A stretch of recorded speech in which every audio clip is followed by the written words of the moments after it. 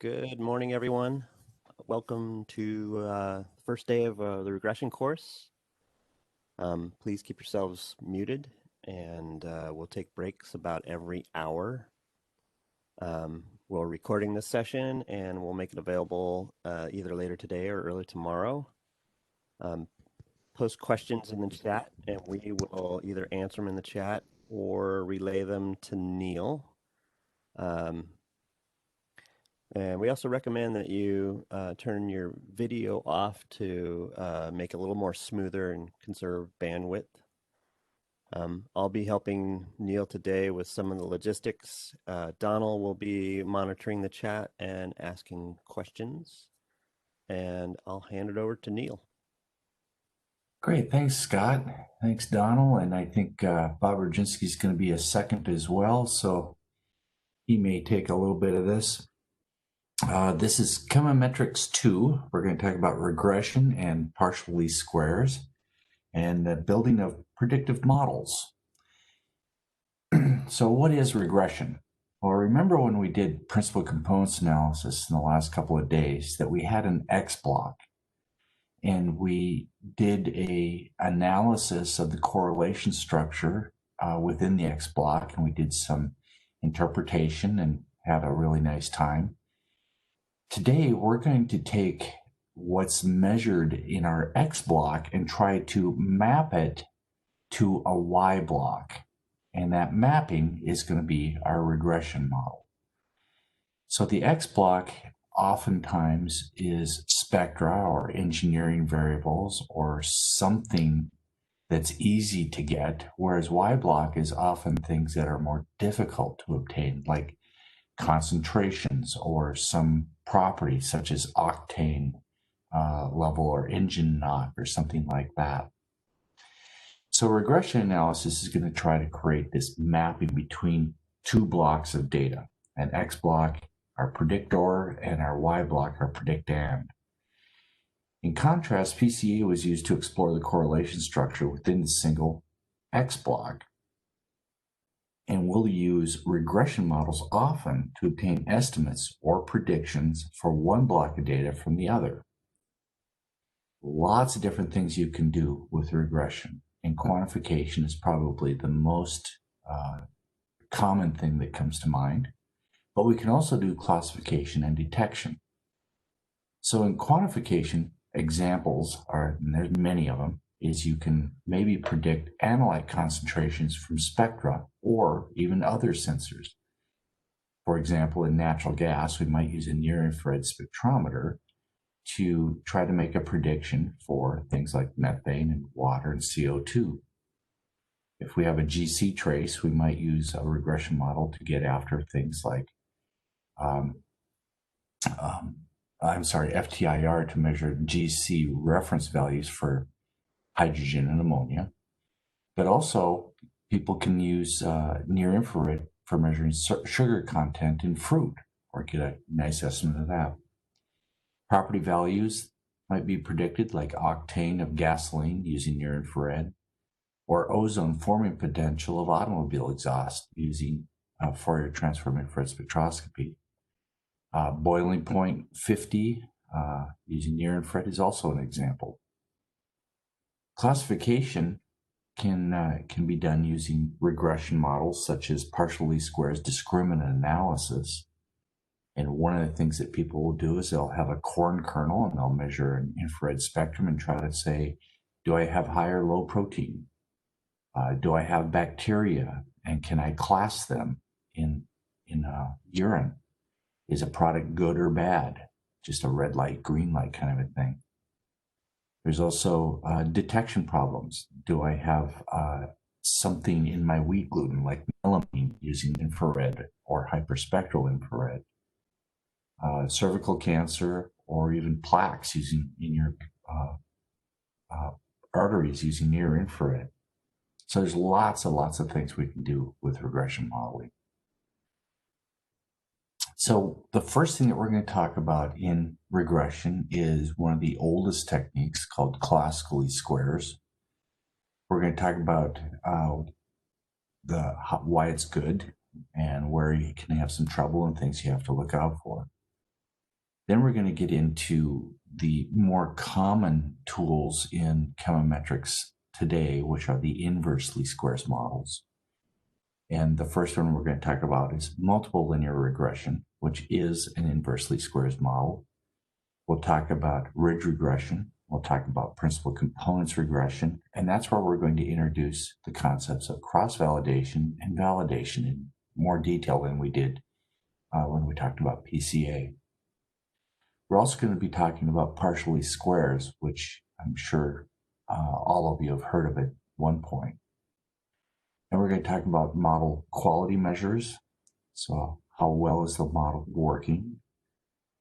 How do we determine the number of factors? For example, in principal components regression, it'll be principal components. In partial least squares, it'll be called latent variables.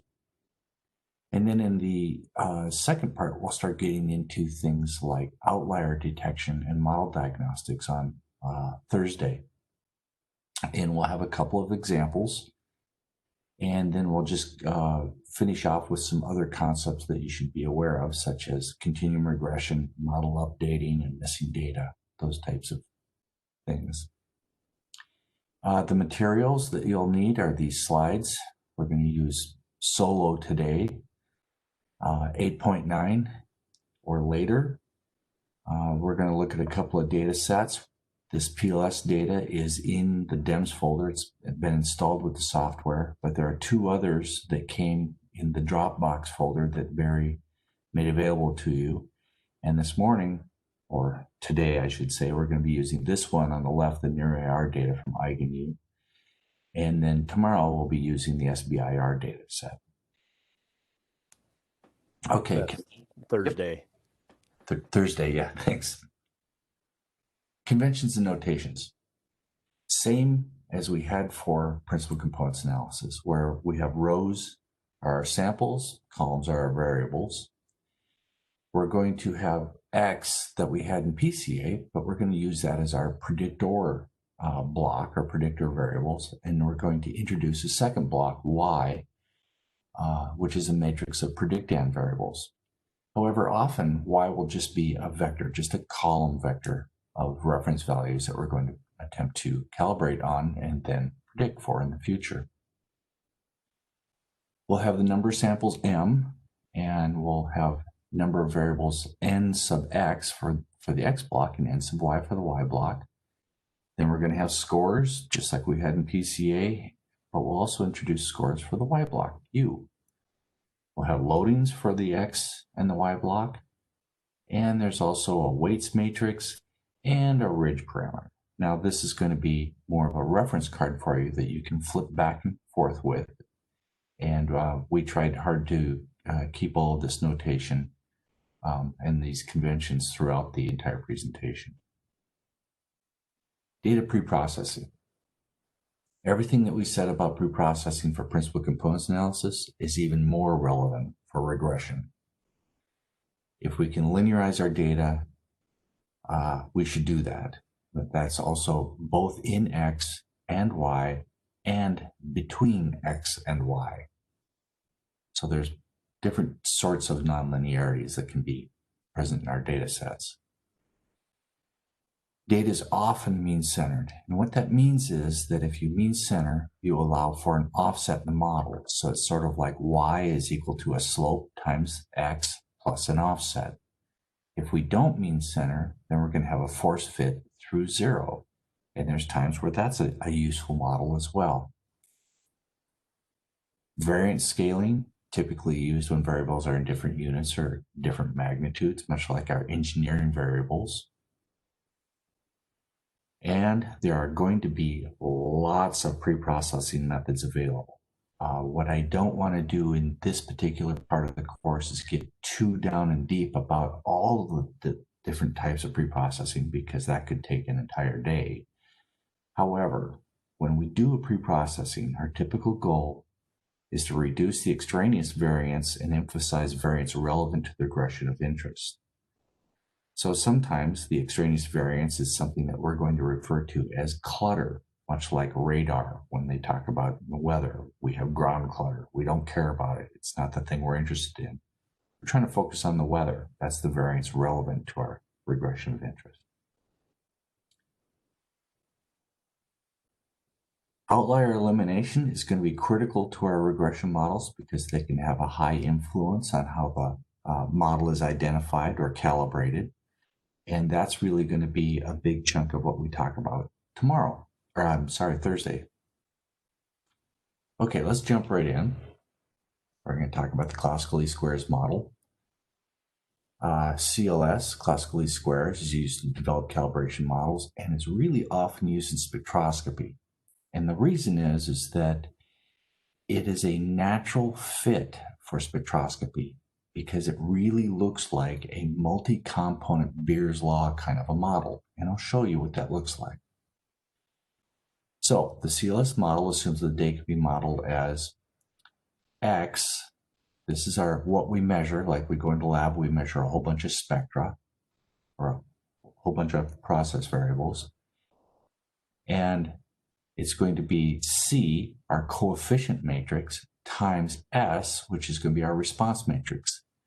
So in the multi-component Beer's law, S is going to correspond to pure component spectra for the analytes of interest, whereas C is going to be something that looks like our concentrations. So we have a measured response X that's M samples by NX variables. We have our pure component spectra, if you will, or pure component responses that are going to have the same number of variables as our X block, and we'll have K factors, just like we had K principal components in a PCA model. And then we've got our coefficients, that is M, has M samples, correspond to all the samples, and the K factors. So these are weights, often concentration. And then we have our error matrix that we try to minimize when we're doing our calibration. Let me walk through this model in a little more detail. What does it look like? If I have a known pure component spectrum, how much, or set of spectra, how much of each does it take to make an observed spectrum? So here's a column vector. Now this is actually a spectrum that corresponds to a column vector that is a row of X. And I'm going to make up this measurement and plot it out like this. Looks like an infrared spectrum. So I'm going to say my basis, my pure component spectra, S, is going to be multiplied by a set of coefficients, Cm, that has K coefficients. And I want to identify the relative number or value for these coefficients that has a best fit or minimizes this error. Another way to look at that is if I make this measurement for Xm, what are these coefficients from these pure component spectra that make a best fit?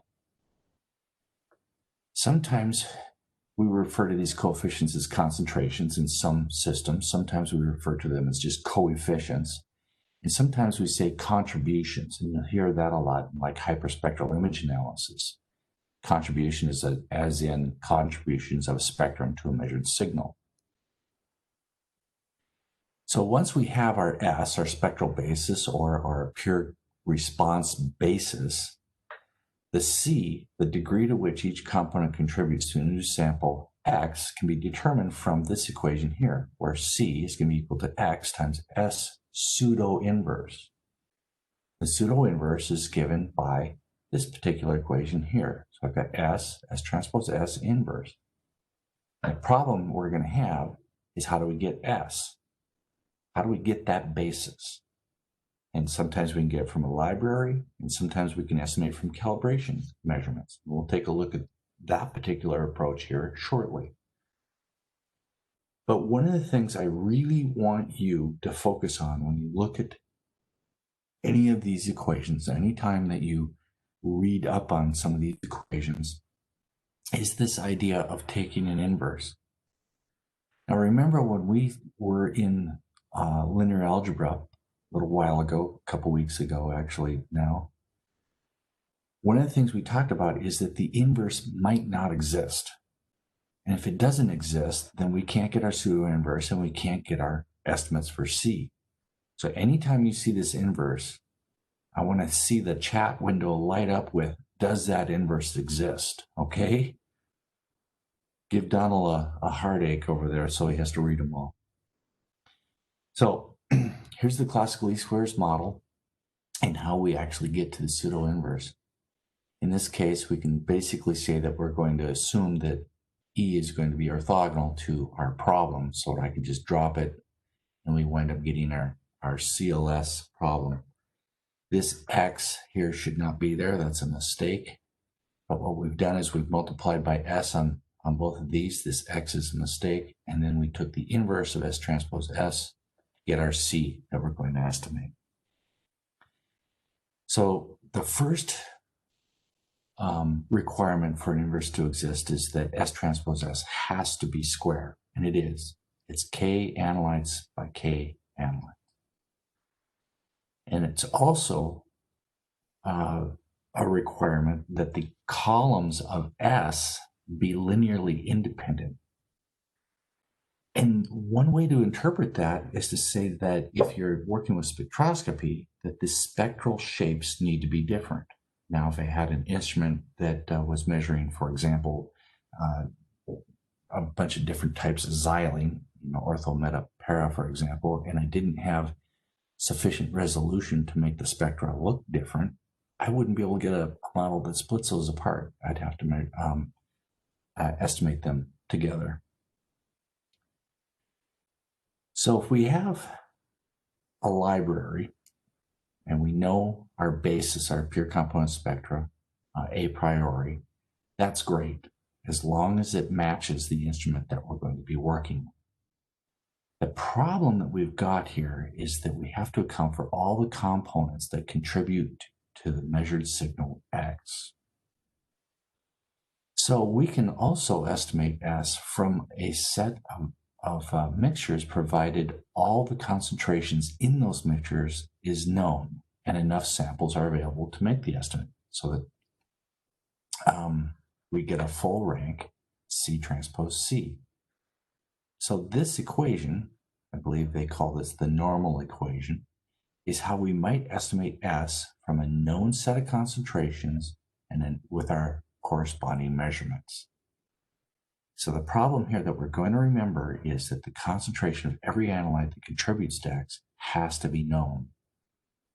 That means that that has implications for design of experiments.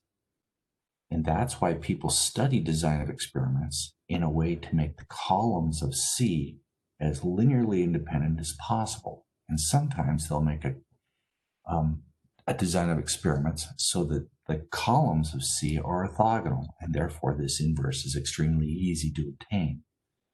So that's another thing, is DOE, design of experiments, is a subject that could be covered over many, many days. Many books are written on the subject. And we're going to talk about interferences as something else that we have to deal with. So if we have interferences in here, we need to know what their contributions are if we're going to be able to account for them. Now, there are more modern techniques, a little more advanced stuff that we can talk about, and that's what that asterisk is all about. But that's beyond the scope of today's discussion. So I'm going to walk in and do an example with you with one of the data sets that you were supposed to get from Dropbox. And this is the NIR spectra of a pseudo-gasoline. And so it's somebody made this up in the laboratory for being able to study their calibration models.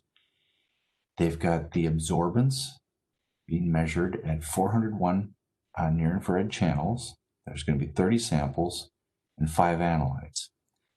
The data set that we're going to load up is EigenU underbar NIR underbar data.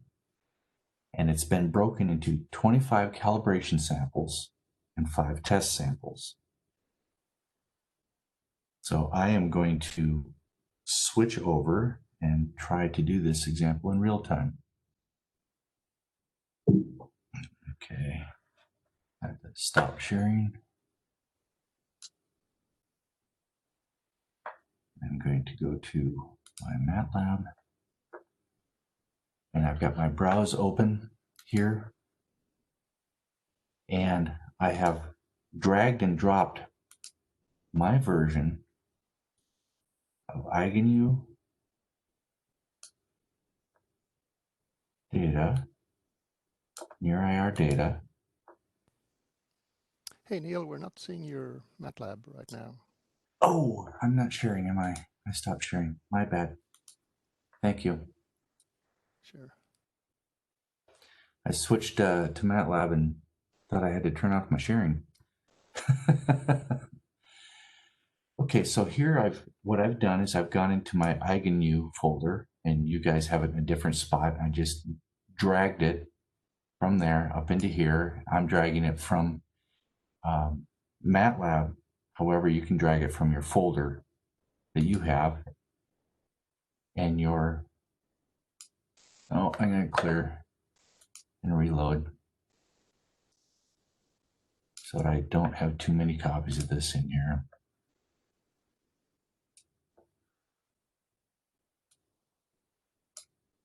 There we go. So as we said, we split this into calibration and tests. So I have 25 calibration spectra and calibration concentrations. And we're going to load this into classical least squares and try to build a model. So I'm going to take my spectra, that's my X block, and I'm going to drag that over to CLS and drop it. So you'll notice on my left-hand side, my analysis tools, I have my regression open, and CLS is right here. I'm going to drag this onto CLS, my cal spec, and drop it. I'll open up my analysis window.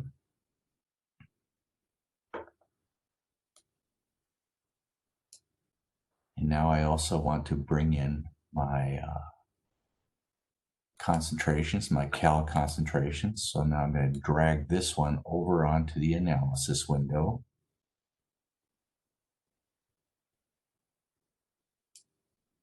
And that's calibration Y.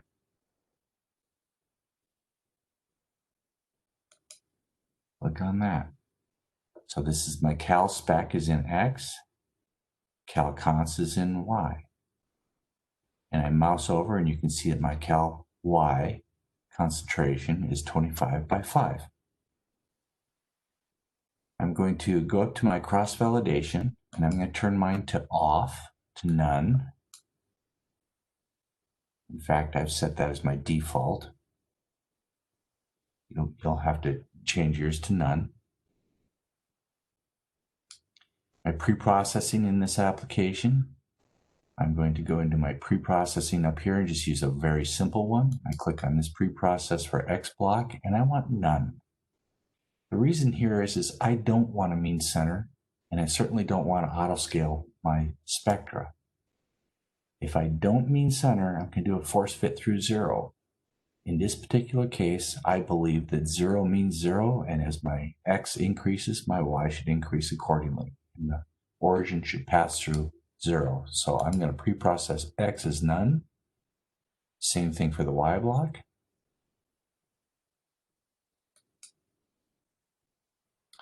Okay, so now I'm set up, but before I rock and roll on this, I also want to plot my concentrations just to take a look at them. So I'm going to go back to my browser window and double click on the cal concentration. It brings up a dataset editor so I can look at what I've got in my Y block.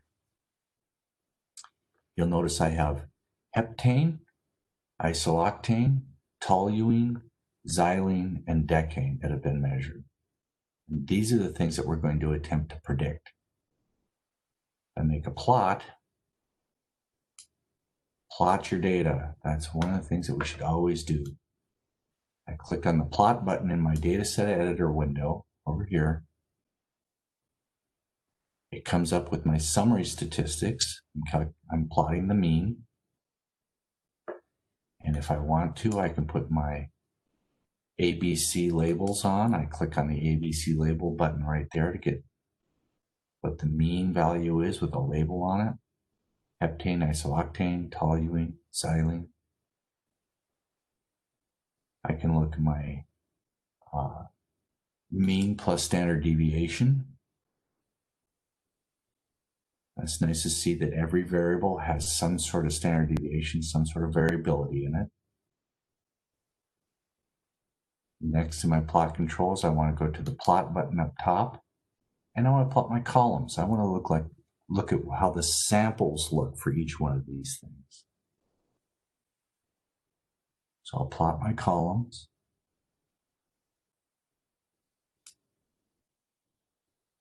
And now here's my heptane concentration. Put my isooctane on by holding the shift key down. And go, wait a second, which one is which? Well, since they're labeled, I can click on each curve and I can see the label for it.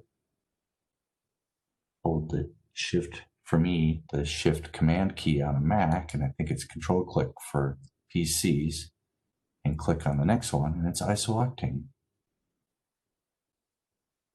We can also put a legend on, which is right here. So I click on the legend button. I can continue doing this by holding my shift key down and plotting all these guys. And the nice thing I see is a good set of variability. The toluene's got the highest concentration on average. It doesn't look like I see a lot of correlation structure. If we want to, we can go into principal components analysis and take a look at this Y block, our concentrations. Remember, with our concentrations, we're going to attempt to estimate our spectra, and C transpose C has to be invertible. That means the columns of our C have to be linearly independent. And if principal components analysis shows us that we have a rank 5 system, we're good to go. So that's one of those good things about PCA. Good exploratory analysis. Okay, so we made our plot. We know what we've got, where we're going, what we're after. I'm going to close my plot window and I'm going to close the dataset editor. Back into my analysis. Let's try to build a model by clicking on the green button.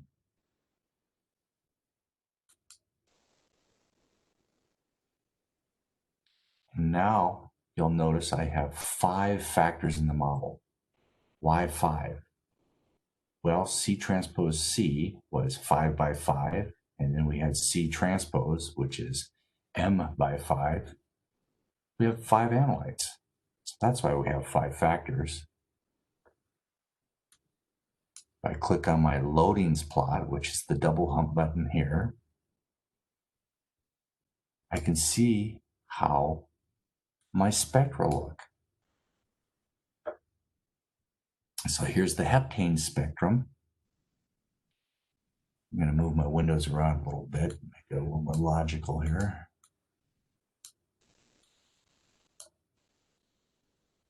Here's my heptane spectrum. Here's my whole set. I hold my shift key down, highlight them all, make a plot, and put a legend on. There's my legend button. Move the legend off to the side. Classical least squares is actually one of my favorite methods. And the reason is the results we're getting here are greatly interpretable. These are the pure component spectra of the analytes that we're modeling. This is the unit response for each one of these analytes. So if I increase, for example, the toluene 1 unit, I would add 1 unit of this. I would take 2 times this particular spectrum to get my response. And so I clearly see exactly how my data is responding to a unit response. That interpretability is one of the big things that we like about CLS. Well, let's take a look at how our model worked. And I'm going to click on the scores button. When I get my scores button up, you'll see a whole bunch of plots. So here's the Q versus T squared. That's one of the first things you'll want to look at. The residuals from the model look good. We've got our reduced. That means we've divided by the 95% limit line here. And everybody looks like they're reasonably underneath that. And they all kind of clump up in our t-squared. We don't have anything too unusual there. And one of the things I want you to see here is, let's look down here. It might be easiest with the xylene. I'm going to double click, or actually, let's look at decking. I'm going to double click in this one. Bring it up as an individual window. Move it off to the side so you can see the other stuff as well. This line is the 1-1 line. This is the line of perfect prediction. And because I did no pre-processing, I did not mean center my data, this line goes through the origin 0, 0. So I've used a force fit through 0, 0 for both the X and the Y block. And usually if I mean center one, I also mean center the other. But in this case, I'm not mean centering. So I'm using no mean centering for X and no mean centering for Y. And my 1-1 line goes right through the origin. I have no intercept here. And these points, my predictions, actually my fit for the decane versus the measured decane, looks pretty good. It looks like it lies on that line reasonably well. If I right click or control click for the Mac users in this window, we're going to see things like RMSEC that we'll talk about later, a calibration bias, and a R squared that we'll talk about later. And I can show that on the figure if I want to and keep it there. So we've calibrated our classical least squares model. Hey, Neil, I had a couple of questions that you might want to just run over. One was a couple of questions about was no pre-processing used, which you might just comment on again. And, Yeah. And the second question, I'll just throw it out, was is the Q residual for the X block, Y block, or both? Both good questions. Okay. Again, with this particular type of data, I chose to use no pre-processing. So if I just mouse over, you'll notice this says no pre-processing, and down here it says no pre-processing. But let's go ahead and look at that in a little more detail so you can see it. I'm going to double click on the green model button here, and it brings up my details. So double click the green button to get my model details, and I'm going to set my font so you can see it. Go up to 14, and you can see what it is that we did. So I double clicked, I mouse over, it gives me the details as well, but I double clicked it so I can get a separate window. I've got no pre-processing here for the X block, no pre-processing for the Y block, because I'm doing a force fit through 0. If I mean centered, and I can here, if I mean center, I allow for an offset. So MX plus B kind of a model. If I don't mean center, then I force fit through 0. It's just a MX equals Y. And I want to point out that these guys are not like we got in PCA. In principal components analysis, the estimate for the fit up to the model is exact. You can calculate that very, very easily. In CLS, the pure component spectra are not orthogonal. What do you mean by that? Let's go back to, got to find my window, so forgive me while I take a look around for my window. There we go. These are my pure component spectra. There's no way these are orthogonal. You can see how they're overlapped like crazy, and they all have a non-zero projection onto one another, i.e. they're not orthogonal. This is called an oblique basis. So the pure component spectra are wonderful for interpretation, but they're tough mathematically because they're oblique, not orthogonal. Okay, so we did no pre-processing for both X and Y so that I could make a force fit through 0. And the Q residuals, let me clean up a little bit here. I'm back to this window. Let me double click on the Q residuals plot. This is for the X block. This is for this guy here. It is not for Y. We could, of course, calculate something for Y, but we're going to do something else for Y. I can look at this plot, and I can look at this guy here that I've double-clicked that came from this region here.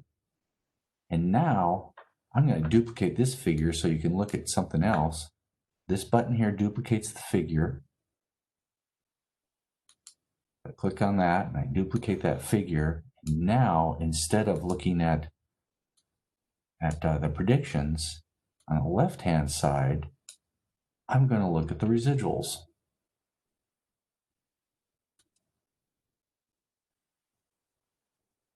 So there's the Y residuals for this particular plot.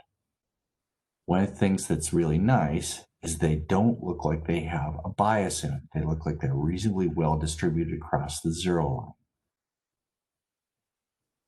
So our bias looks like it's very low. I can also look at the Q residuals in the Y block. And those all look fairly low as well. So we've modeled the Y block reasonably well here.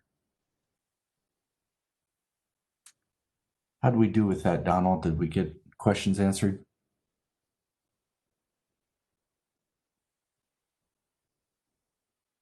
You're muted, Donald.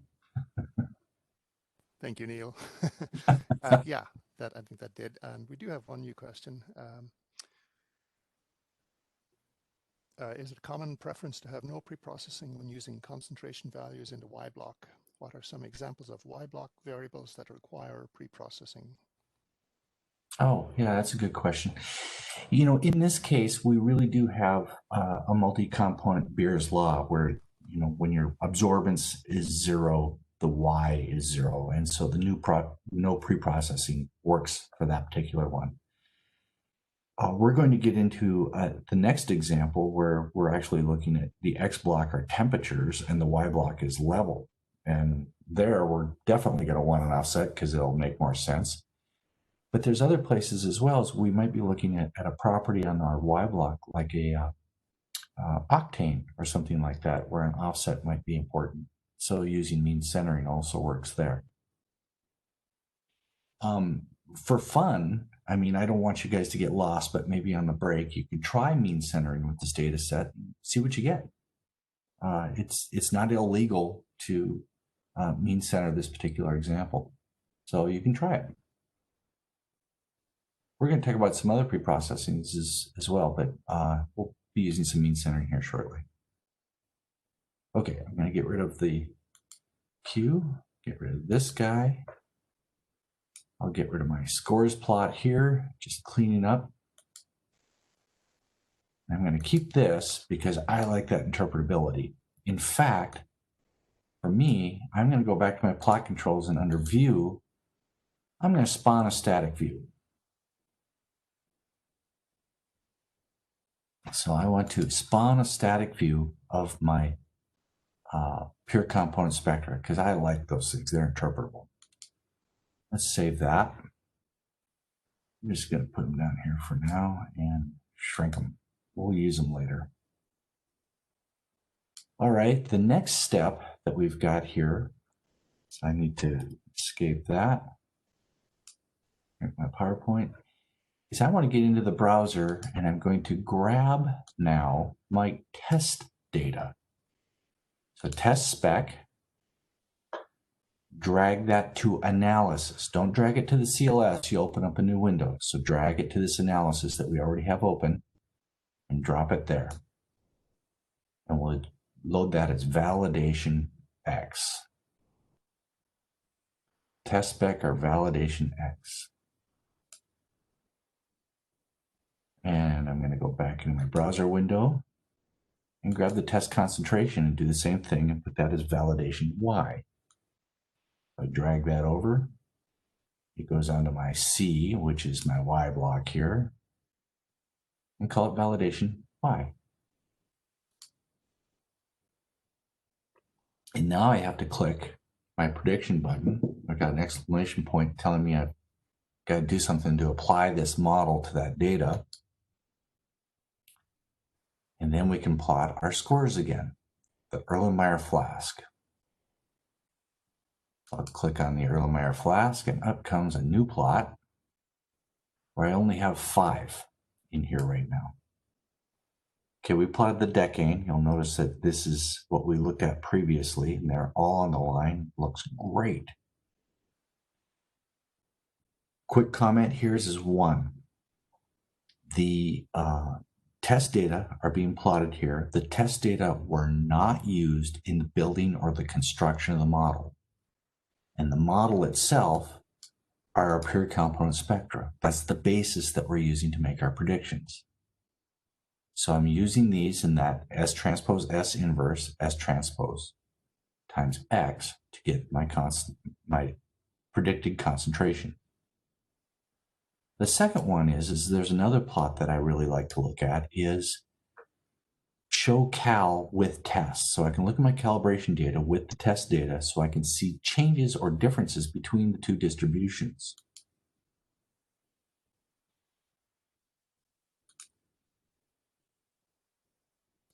Okay, so I've got a calibration and a test. So if I click on this red one, you can see that the red one is my test,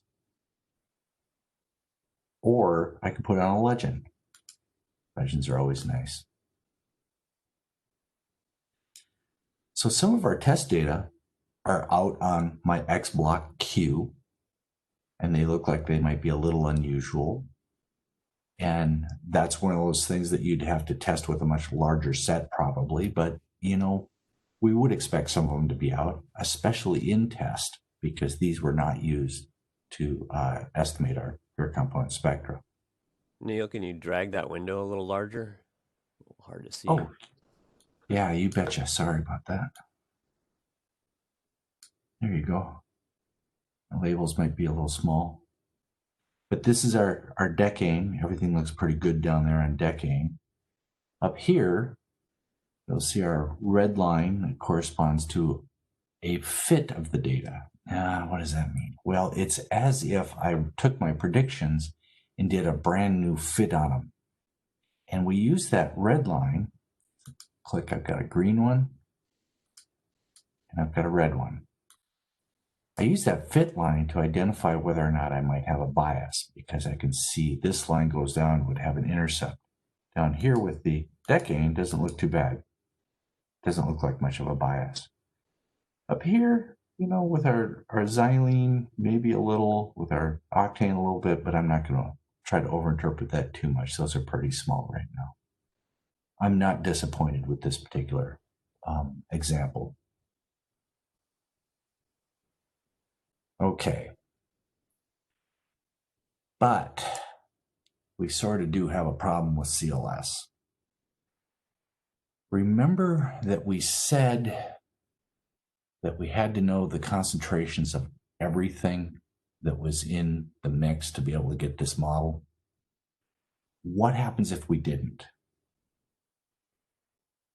Okay, so I'm going to close my scores window unless there's other questions here. Close that guy. I'm going to go back over here in my analysis window, and I'm going to click on this C, my Y block. And one of the things I can do is say select the Y columns. And this time now what I'm going to do is I'm going to deselect my decane. So decane's not going to be used in the modeling effort, i.e. decane concentration is not going to be used in the estimate of our pure component spectra. It's as if I'm pretending I didn't know that decane was present, and I just knew the concentrations of the other 4.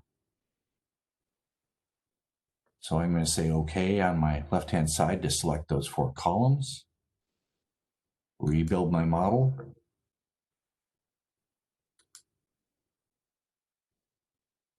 And now here's my estimates of my pure component spectra. for the 4 based on the information I gave the model. We can look at our predictions by clicking on the scores plot, and I'll make that a little bit bigger.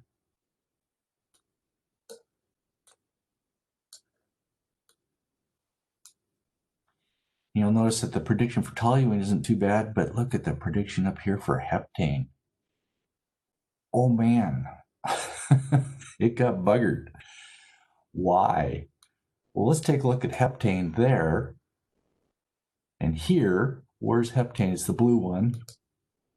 Right there. I'm going to go get my figure 2, the old stuff where we thought we knew everything. And there's decane and there's heptane, and you'll notice that if I zoom in, you can see that the blue one is heptane, which has the poor predictions. Looks like it's mapping right almost on top of the decane one, the green one. What that's telling you is that they're collinear. There is some relationship between them. Well, when we built our model, the decane signal in the X block has to go somewhere. And it went into our heptane predictions, and it biased those predictions like crazy. So one of the things that you'll also notice when you build models, and we're going to go forward building models, is that this can happen if an interference comes in that you weren't aware of. And that's essentially what we've got here, is we didn't take care of any interference.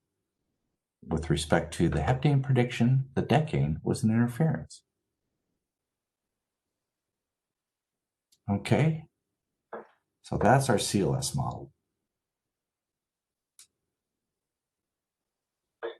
And I'm going to move forward in my slides. That's where we are in the CLS model. So this is what you just saw. We did it in real time. This is slide 23, where your heptane model doesn't look so hot. All right, so I guess we should give up. Chemometrics doesn't work, right? Well, this problem with CLS is one of the reasons why people started using something else called the inverse least squares model. And it has the form XB is equal to Y. Well, you'll notice that we don't have CS on the right-hand side anymore. We just have one column of Y. So we're just going to model one concentration at a time, if you will. So we have our same measurements, same X block. We now just have a property of Y that we're going to predict. And we have an error that's associated with the predicted material rather than with the X block like we had with CLS. But we introduced something new here, which is B, a vector of regression coefficients. That's what we're going to call those. And the model identification now, model calibration, the objective there is to identify B such that we minimize the estimation error for Y. This is going to take care of that problem in CLS. So here we have the associated noise with the predicted property, not the measured response X. So we're going to have a bunch of inverse least squares techniques, including multiple linear regression, principal components regression, partial least squares, continuum regression, et cetera, et cetera. There's lots of them. They don't require the concentration of all the analytes. We're only going to use one column of that Y block. It doesn't require you to know the concentrations. It doesn't need you to know the concentrations of the interferences. However, the same design of experiments that we did with classical least squares is still relevant here because we need our interferences to vary in the calibration data set if the inverse least squares regression is going to be robust to them. This has very important implications for experimental design.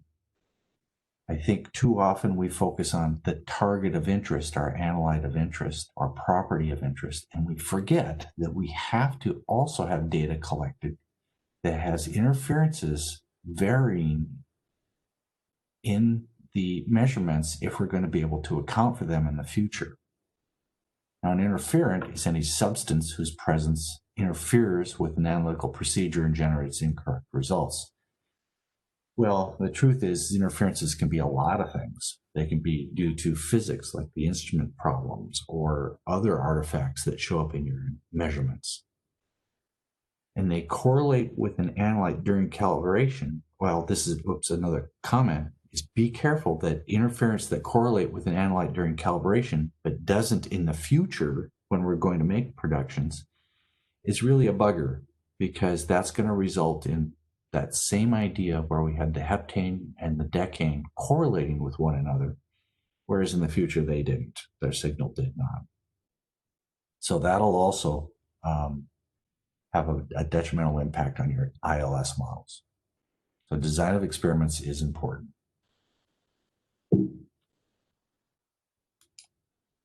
So how do we estimate MLR? Well, we had a pseudo inverse in the last one. Why don't we have a pseudo inverse here as well? We get B from the pseudo inverse of X times Y. And in multiple linear regression, we get the pseudo inverse from X transpose X inverse times X transpose. Did they do it, Donald? Did they ask? Did that show up in the chat? So it's the same procedure with multiple linear regression that we did with CLS, where in the end we have X transpose X has to be invertible, remember? Well, it's number of variables by number of variables in square, so it's square, that's good. But there's a problem. The inverse of X transpose X only exists if the rank of X is the number of variables. But remember, the rank of X is going to be less than or equal to the number of samples or the number of variables. It's this one, number of variable samples versus number of variables. So in the last example, we had 401 channels, infrared channels. So NX is 401, but we had 25 calibration samples. So the most of the rank would be 25. But we had 5 analytes present. So really the rank there was probably a lot closer to 5 than it is to 25. So the rank of X transpose X in that particular case, the last problem we had with the near infrared example, isn't going to work because the inverse doesn't exist. It only exists if X is going to have more samples than variables. M is going to be greater than N. That would be, the bare minimum of what we've got to have. But as I said with spectra, like with the 401 channels, that's going to be a problem for us. And we do calibrations like this, spectra, all the time. Well, the columns of X also have to be non-collinear. Well, clearly, if our near infrared example was only about rank 5, there's got to be some collinearity in there. The other problem here is that the inverse might exist, but it could be highly unstable if X is nearly rank deficient or rank ill-conditioned. And you saw that in the linear algebra course as well. There was a really nice example that showed that if it's nearly rank deficient, you can still get an inverse, but it's really unstable. Where they showed small perturbations in the data, possibly due to noise, and really produced very different results. So that's something we have to be careful of with MLR. Okay. With that, we're going to start a new example. How's our timing, Donald? I was just going to mention you're 5 minutes to the hour, so you could go for a few more minutes and then we'd take a 10-minute break. Excellent. Thank you. I'll start this up. Here's an example that's going to show where mean centering is going to be important for us. We have a case where I've got a slurry-fed ceramic melter. This is data that Barry had from years ago, back when he was in graduate school. Oh man, that was a long time ago. Where we've got glass that's being melted between electrodes. These are the electrodes that are melting this glass. So you can, you have some conductivity through the glass, but it is resistant enough that it warms up, melts the glass, and we're monitoring this system using thermocouple wells. We've got one on the left. There's 10 thermocouples here on the left, going 1, 2, 3, from bottom to top, up to 10. And then on the right, number 11, 12, 13, 14, etc. And we're going to use these to monitor this process as we feed more material in and melt it in, and it turns into a slurry. We turn this off, and then we pour it off, and we put it into a cake, and this is radioactive waste, and it can go off to Yucca Mountain or wherever we're going to store it for a very, very long time. We're also monitoring this thing with a pneumatic level detector. So this is going to be something that we want to monitor very closely, because if you overfill this thing, you're going to have radioactive waste all over your floor, and that's not a good thing. If you go too low, then you're going to lose your slurry, and things are going to get really hot down here, and you're not going to have a good glass mixture. The unfortunate thing is this plugs, and we got to deal with that somehow or work around it. Here's the data. Here's the thermocouple being measured. Very hot at the bottom, not a lot of variability in it. Cooler at the top. You'll see some variability in it. And near the level, the surface of this thing, you see a lot of action. The temperature is going up and down as the level goes up and down. And there's the level going up and down there. So the question was, could you obtain a relationship between temperature and the measured level? And can we use MLR to do that? So let's try this. I'm going to get into the example by going into my DEMS folder. So I'm going to go find this particular example after I clear this workspace and get all cleaned up, get all my last example out. And I'm going to get this example and drag it into the workspace here. Okay, so let me shrink my PowerPoint. I'm going to close all my windows. Close my CLS and the spawn figure, file, clear workspace, and then go into the demo folder. On the demo, I drag down the demo data down to slurry fed ceramic melter.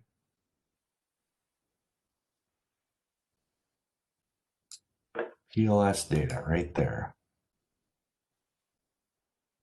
I'll highlight that again. I'll drag that up, but there it is down the bottom.